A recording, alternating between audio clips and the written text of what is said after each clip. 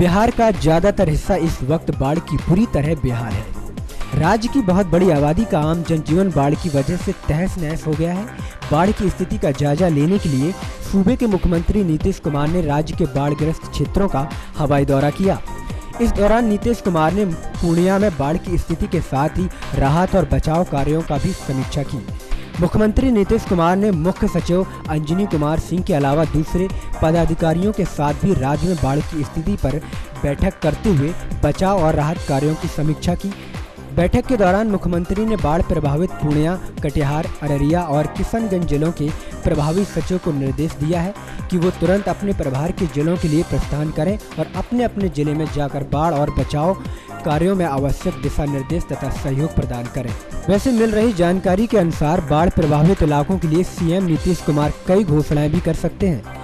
बाढ़ राहत पैकेज के अलावा बाढ़ पीड़ितों को मुआवजा देने के अलावा राज्य सरकार केंद्र से राहत और बचाव कार्य के लिए सेना की भी मांग कर सकती है।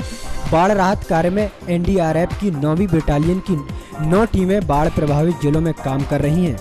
इन जिलों में दरभंगा, सुपौल, पूर्णिया, अररिया, किशनगंज, गोपालगंज और मुजफ्फरपुर में बाढ़ में फंसे हुए लोगों को भी एनडीआरएफ की टीमें सुरक्षित स्थानों पर ले जाने का काम कर रही हैं।